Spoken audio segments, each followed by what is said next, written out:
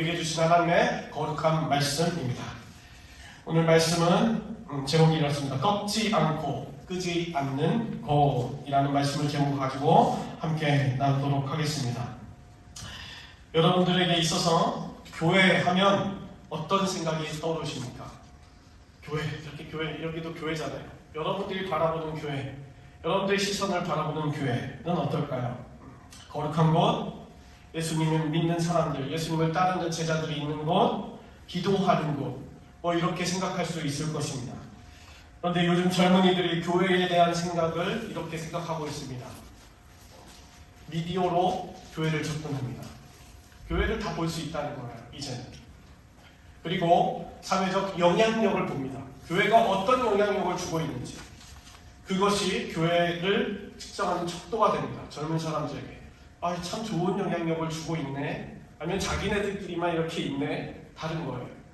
그 또한 선행을 하는지, 얼마만큼 봉사활동을 하는지 눈에 보이는 거죠. 눈에 보이는 것들을 지금 교회가 하고 있는지 평가하고 있습니다. 그리고 얼마나 다양한 사람들을 품어주는지, 자기네들끼리만 그렇게 다 배척하고 하는지, 아니면 다 수용해주고 있는지, 자기네 젊은 사람들도 그렇게 수용하고 있는지, 다양성을 인정해주는지. 여러분들 요즘 젊은 세대, MZ세대는 MBTI 얘기 안 하면 몰라요. 서로 그것을 인정해주기 위해서 서로를 인정해줍니다. 너는 I구나, 나는 S야, 나는 E야, 나는 N이야, 이런 이야기들. 그런데 그것을 나누는 것이 아니라 서로 인정해주는 거예요. 그것을 그대로 그 뷰로 교회를 바라보고 있습니다. 그런데 여러분들, 이러한 모습이 저희 교회의 모습이고, 또한 예수님처럼 한 사람 한 사람이, 여러분들 우리가 고백했듯이 I'm a church 라고 얘기했어요. 내가 교회다 라고, 내가 거룩한 성전이다 라고 얘기하는데, 우리의 모델은 예수 그리스도이십니다. 예수 그리스도께서 그러면 어떻게 그의 모습을 드러내고 얘기하고 계시는지, 이사야서 이 42장 3절 말씀에 그 말씀을 그대로 예언하셨는데, 예수님께서 그 또한 인용하셔서 자기 자신을 이야기하십니다. 그것이 마태복음 12장 18절에서 20절 말씀이에요. 그는 다투지도 아니하며 들레지도 아니하리니 아무도 길에서 그 소리를 듣지 못하리라. 이게 예수님의 모습이라는 거예요. 그리고 또한 20절 말씀에 상한 갈대를 꺾지 아니하며 꺼져가는 심지를 끄지 아니하기를 심판하여 이길 때까지 아니라. 이것이 예수님의 모습이고요. 예수님의 모습을 닮아가는 우리의 모습이기도 하고요. 우리 한 사람 한 사람이 교회로 세워졌다면 이것이 또한 교회의 모습이기도 합니다. 그러면 앞서 얘기했던 우리 젊은 사람들이 이렇게 보고 있었던 그 모습, 예수님의 모습 가운데 평화, 피스메이커, 평화를 수호하는 예수님의 모습, 그 영향력을 끼칩니다. 예수님이 가는 곳곳마다 영향력을 끼칩니다. 그 숨은 영웅이에요. 들레지도 아니하시고 누가 뭐 했다 예수님은 행하시는 이러한 말씀을 인용하신, 마태복음에서 인용한 이유는 중풍병자를 고쳐주시고 사람들이 막 소문을 내니까 말하지 말아라, 가서 조용히 가거라, 말하지 말아라, 소문내지 말아라. 이 말씀 그대로 숨은 영혼으로 선행을 베푸시며 살아가십니다. 또한 모든 영혼들을, 아주 낮고 천하고 사회에서 외면당하는, 소외당하는 사람들을 만나셨습니다. 들어가셨습니다. 그 집 가운데요. 지금으로 생각하면요, 너무나 더럽고 추한 곳으로 가기도 했고요. 정말 부자인 사람들, 거기에서 그들만 사는 그러한 집도 들어가셨고요. 술집도 들어가신 거예요. 같이 술 마시고 포도주 마시면서 즐기는 그러한 곳까지도 들어가셨던 거예요. 모든 사람들을 포용하시고 그 안에서 한 사람 한 사람들을 터치하셨습니다. 소외당한 자들, 사회복지사가, 사회운동가로서 그 모습 그대로 지금 현재 젊은 사람들이, 아니면 지금 현재의 우리 교회 밖에 있는 사람들이 그것을 본다는 거예요. 그것을 원하는 거예요, 교회에게. 그런데 이미 우리 교회는, 저와 여러분들에게는 그 모습이 있습니다. 왜? 예수님이 그런 모습을 갖고 계시기 때문에. 오늘 말씀을 통하여서 그러므로 꺾지 아니하시고 끄지 아니하시는 그 예수님, 그 예수님의 모습이 또한 우리 가운데도 드러나길 원하는데, 오늘 출애굽기 27장입니다. 이 27장의 말씀을 통하여서 함께 그것을 보길 원하는데, 이 27장의 말씀에는 세 가지가 나옵니다. 저희가 다 읽지 못했어요. 너무 길어서. 제단이라는 것과 뜰, 그리고 등불에 기름을 준비하는 이 세 가지 주요 내용이 나옵니다. 그런데 거기에서 이제 첫 번째 하나씩 제가 설명드리면서 말씀을 이어가도록 하겠습니다. 첫 번째 제단입니다. 제단, 하나님 앞에 드리는 그 제단, 제물을 드리고 그 알터라는 번제물을 드리는 것, 이것의 크기가 이렇습니다. 3규빗이에요. 규빗이 여기 손끝부터 팔꿈치까지 한 규빗입니다. 이 정도가. 뭐 사람마다 다 틀리겠지만 평균적으로. 그래서 1.5m의 높이를 갖고 있습니다. 한 이 정도의 높이를 갖고 있는 거죠. 제 가슴 정도 오는 높이. 그리고 가로 세로 정사각형인데 2.5m, 2.5m, 5규빗이 되어 있습니다. 그리고 모서리에는 뿔이 4개가 달려있고, 그것을 무엇으로 만드느냐? 조각목으로 만들고 그 겉을 노스로 쌉니다. 그래서 여러분들 보시는 이러한 모양으로 제단이 만들어져 있습니다. 그 제단의 용도가 무엇일까요? 지금을 당한 제물을, 그 피를 빼고 각을 떠서 그 제물을 제단 위에 올려놓고 제단불에 태워버립니다. 완전히 태워버립니다. 이것을 우리가 얘기하는 것이죠. 성경이 얘기하는 속죄라는 거예요. 속죄. 제물을 온전히 번제물에 드리는 것, 그것이 완전히 태워버리는 것. 왜 속죄일까요? 거기에서 희생제물, 속죄, 용서함이 드러나는 것, 모든 죄가 사라지고 그것 가운데 하나님과의 용서하심. 왜냐하면 죄가 없어야 하나님 앞에 나아갈 수 있고 하나님과의 관계를 계속 유지할 수 있기 때문입니다. 그래서 왜 다 태워야 하는 이유가 무엇일까요? 화해를 위해서예요. 화해. reconciliation. 하나님과 인간이 화해하기 위해서. 그 관계를 화해하는 것. 그리고 거기에서 중재자가 무엇입니까? 이게 제물이잖아요. 어린 양. 어린 양의 그 제물이 미래의 중간 역할을 중재자로 하는 거예요. 그런데 이 위치에 이 평화를 원하는, 양쪽을 평화롭게 해주기 위해서 그 위치 가운데 계신 분이 예수 그리스도이십니다. 그 예수 그리스도가 계신 그곳은요, 저희 중간 자리이잖아요. 애가 있는 그 자리입니다. 멋있는 자리가 아닙니다. 참 멋있다 라고 할 수 있는 자리가 아닙니다. 왜? 이쪽에서도 욕을 들어야 되고요, 이쪽 가도 욕을 먹습니다. 이쪽 가도 이쪽 편 들어줘야 되고요, 이쪽 가서도 이쪽 얘기를 다 들어줘야 돼요. 그게 중간 역할을 하고 화해자, 그 역할을 할 수 있는 것입니다. 여러분들도 다 아시잖아요. 누군가를 양쪽의 이야기, 한쪽 편만 들면 끝이 나는 거죠. 이쪽에서는 원수가 되는 것입니다. 양쪽을 다 품어야 하는 거예요. 그 자리가 쉬운 자리입니까? 정말 어려운 자리예요. 여러분들도 사회생활을 하시면서 관계를 갖는데 내가 그 중간 역할을 하는 그런 상황이 있잖아요. 얼마나 이쪽으로 가도 다 이해가 되고 저쪽 가서도 또 다 이해가 되고, 그런데 또 어떻게 얘기해야지 이걸 풀을 수 있을까 고민이 되잖아요. 그러면서도요, 그 가운데서 보게 되면 힘이 있다고요? 중재자 역할을 할 수 있습니까? 돈과 명예가 있다고요? 그 중재자 역할을 할 수 있습니까? 전혀 그렇지 않습니다. 저 애기와 같이 연약해도 아무런 힘이 없어도, 제가 제 와이프가 있지만 때로는 제 자녀가 중재자 역할이 됩니다. 그냥 웃게 해요. 그냥 다 풀어지게 해요. 저희 관계를. 예수님 그런 분을 오셨어요. 저와 여러분의 삶 가운데. 그러니 한 번쯤 생각해 보시죠. 정말 내 삶 가운데 우리가 다시 한번 생각해 볼 것은, 정말 모든 관계들 가운데, 그리고 특히나 하나님과의 관계 가운데 그 중간에 예수 그리스도께서 나를 위해서 지금도 평화의 수호자로 계시고 계십니다.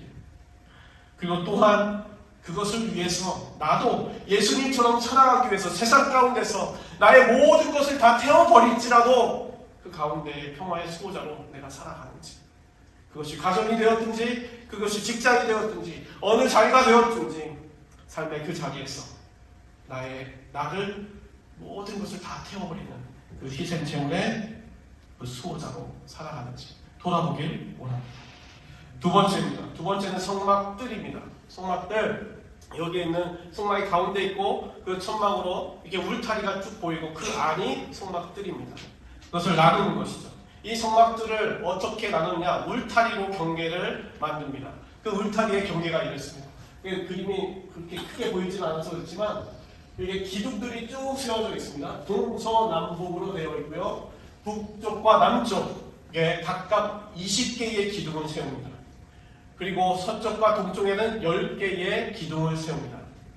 그 가로는 50규빗입니다. 이렇게 짧은 쪽이죠. 50규빗. 그리고 세로가 100규빗입니다.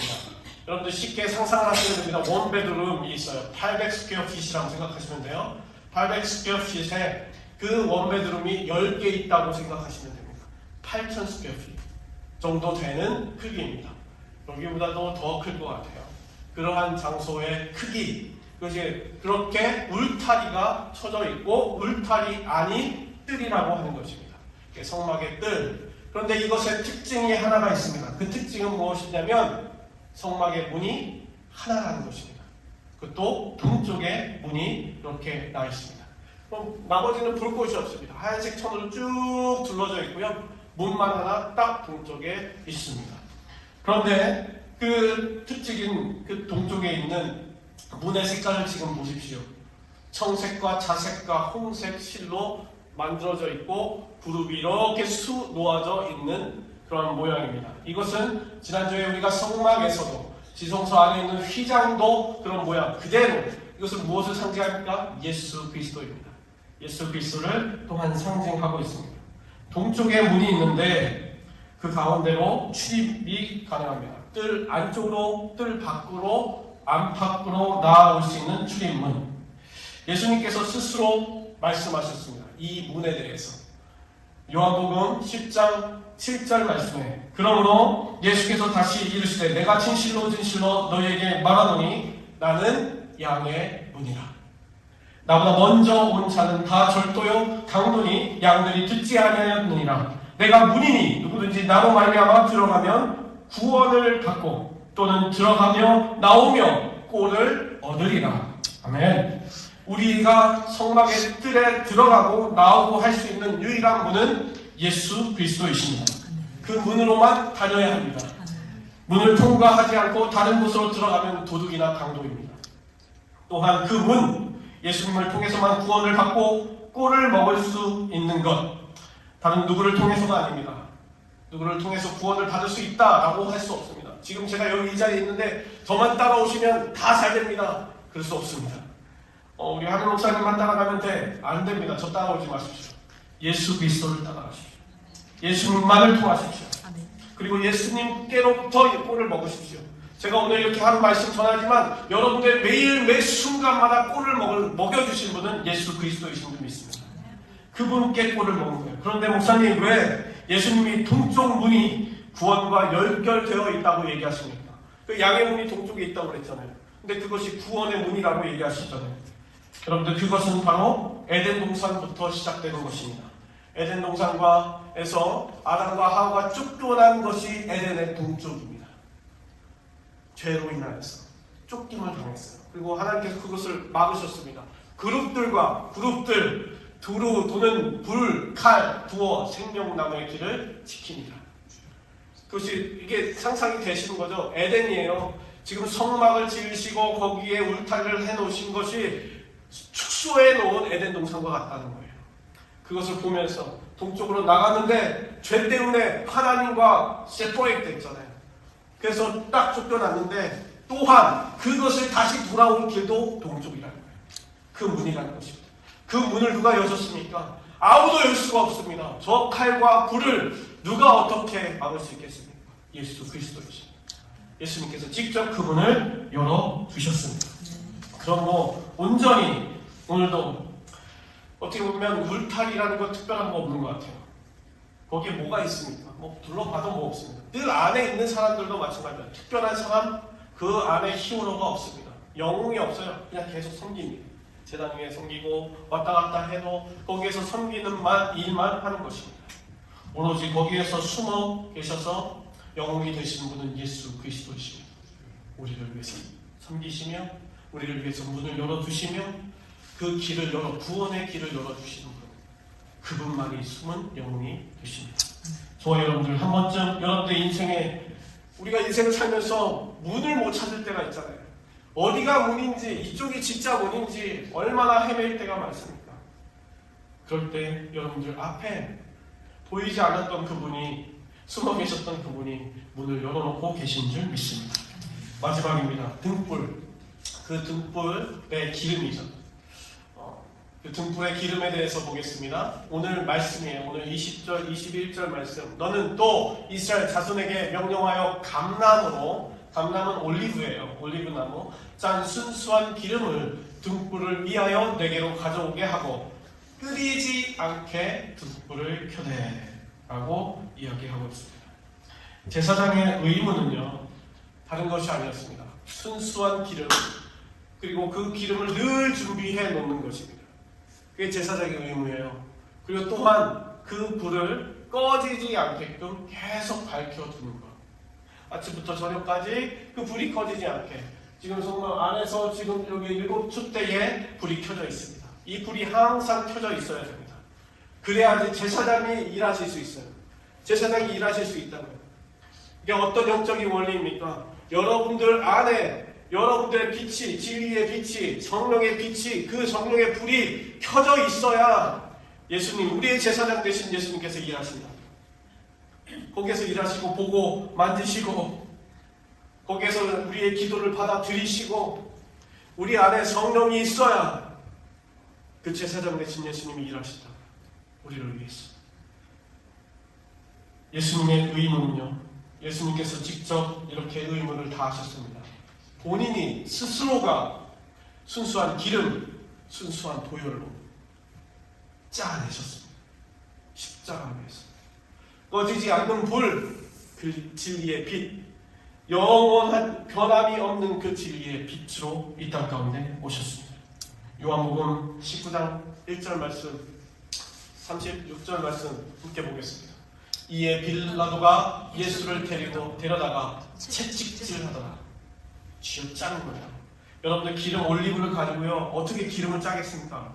뭉개고요, 밟고요, 더 누르고 으깨질 때까지, 가루가 될 때까지, 그 즙이 다 나올 때까지 짭니다. 짜고 짜요. 그것을 밟으셨어요. 채찍질로 온몸이 어느 곳도 성한 데 없이 다 찢기도록 채찍질을 맞으셨어요. 34절 말씀에 그 군 중 한 군인이 창으로 옆구리를 찌르니 곧 피와 물이 나오더라. 모든 물과 피를 다 쏟아내셨어요. 감람의 기름을 꽉 짜듯이 짜내고 짜셔서 그 보혈의 피를 우리에게 짜주셨습니다. 이것이 예수 그리스도의 의무셨습니다. 그래서 또 준비하셨습니다. 요한복음 3장 21절에 진리를 따르는 자는 빛으로 오느니, 예수님이 진리로 오셨고 말씀으로 오셨는데 또한 그분이 우리의 빛이시라는 거예요. 이는 그 행위가 하나님 안에서 행한 것임을 나타내려 함이라. 그 빛이 다른 것이 아니에요. 그 빛이 비춰지는 곳에서 예수님이 이렇게 움직이시는 것이 하나님이 하시는 거라는 거예요.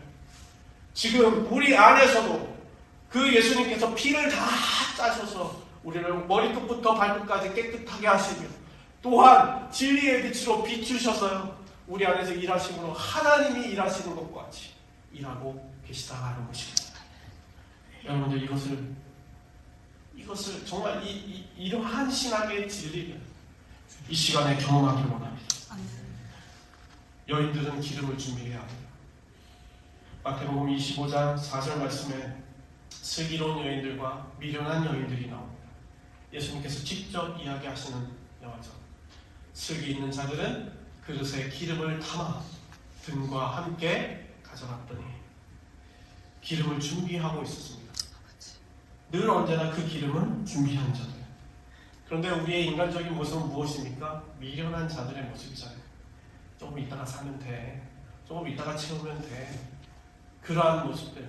그것이 우리의 삶 속에서도 너무나 게을러서 누워있다가 이렇게 있다가 이제 시간 좀 됐나? 좀 남았네? 이러면서 사는 것이 우리의 인간의 모습이잖아요. 너무나 철부지 없는 그런 모습.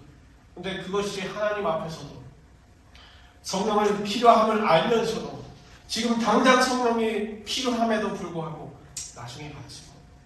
성령님 나중에 필요하지 뭐. 지금 내가 뭐 그냥 이 정도 신앙생활 하면 돼. 아니요, 성령은 지금 필요합니다. 지금 이 순간 성령님이 저와 여러분들의 안에 가득 기름이 넘치도록 필요합니다. 항상 꺼지지 않게 그 기름이 필요한 것입니다. 성령의 그 기름이 어떤 기름입니까? 예수님께서 말씀하십니다. 누가복음 4장 18절 말씀입니다. 주의 성령이 내게 임하셨으니 이는 가난한 자에게 복음을 전하게 하시려고. 이걸 보시세요. 성령이 없이 예수 그리스도도 사역하지 않으셨습니다. 성령이 없는데 내가 무슨 가서 평화의 수호자처럼 가정 안에서 살겠습니까? 성령이 없이 내가 어떻게 세상에 나가가지고 사회 운동가처럼 예수님처럼 살아갈 수 있을까요? 전혀 그렇게 할 수가 어떤 영향도 끼칠 수 없고 내가 하는 거죠. 내가 하다 보면 지쳐 쓰러집니다. 그럼 또 자는 거예요. 또 나중에 하지. 여러분들 그냥 신앙생활 한 달 하고 마실 겁니까? 일주일 하고 마실 겁니까? 그게 아니잖아요. 저희는 정말 죽을 때까지 저와 여러분들이 이 자리에서 함께 주님 만나 뵐 때까지 이렇게 가난한 자에게 복음을 전하며 내게 기름을 부으사 나를 보내사 포로된 자에게 자유함을 주기 위해서 우리가 죽기까지 살아가는 거잖아요. 눈먼 자에게 다시 보게 할 수 있게끔 우리가 그러게 살기 위해 지금도 수많은 사람들이 눌려 있잖아요. 그 자유를 원하지만 자유라고 생각하고 모든 것들을 취하고 돈도 취하고 모든 약도 취하고 모든 것 다 해보지만 그들에게 자유가 없잖아요. 진짜 눌려 있잖아요. 근데 그들에게 가서 정말 영향이 있으려면 내게 힘이 있는 것이 아니라 내 안에 성령이 계셔야 된다는 것입니다. 그래야지 할 수 있다는 것. 그래야지 그 은혜의 해가 우리에게 다가온다는 것입니다. 정말 저와 여러분의 삶이 이러한 삶이 되길 원합니다. 오늘 예수 그리스도께서 평화의 수호자로 숨은 영웅으로 사회 운동가로 그렇게 이 땅 가운데서 오셔서 그러한 역할을 하셨죠. 그러나 이 역할을 뛰어넘어서요 그분이 오신 진짜 이유 그 모든 것 여기에서 제단이 있고 뜰이 있고 등잔대에 기름이 있는데 그 모든 것은 무엇을 위해서 있었습니까? 다른 것이 아니라 하나님의 뜻. 하나님이 이 세상을 이처럼 살아가사 하나님이 이 세상을 그리고 저희를 이 죄된 우리를 이처럼 사랑하는 것을 그 뜻을 이루시려고 이 것 가운데 오셨습니다. 아멘. 여러분들 제단 위에서 주님 만나는 거예요. 그 뜰 아래서 주님 만나는 거고요. 그 등불 앞에서 주님 만나는 건데요. 꺼지지 않게, 끄지 않게 상한 심령으로 세상에서 지금도 오셨는데 상한 심령으로 다 깨져서 짓밟혀서 온 우리의 자아들이 이 자리에 있잖아요. 그런데 그 상한 영혼들을 지금 만나기를 원하시는 거예요. 제단 위에서 그 정말 뜰에서 그 등불 앞에서 지금 만나길 원합니다. 다른 건 없습니다. 예수님은 그 정말 문 앞에서부터 만나길 원하십니다. 느끼길 원하십니다. 여러분들이 얼마나 아파했는지 그 상처를 지금도 느끼고 계시는 줄 믿습니다. 그것 때문에 예수님 계신 거예요. 오늘도 그 예수님 만나길 원합니다. 날 위해서 지금 모든 것을 찢김을 당하시고 나의 모든 아픔을 느끼고 정말 그 아픔 마음으로 그리고 그렇지만 지금 이 시간은 정말 성령에 충만하셔서 그 부활의 영광으로 우리 앞에 서 계신 줄 믿습니다. 우리를 그렇게 만들어 주십니다. 너 왜 그랬어? 너 왜 그랬니? 왜 그렇게 믿음 없이 살아갔니? 이런 얘기 하시는 분이 아니세요. 그런 분이 아니라 오늘 우리를 확 안아주시면서 그 부활의 속으로 완전한 영광의 그 임재로 우리를 품어주신 줄 믿습니다. 오늘도 그것을 경험하시면서 살아가시는 주님의 거룩한 백성들 되시길 주님의 이름으로 축원합니다.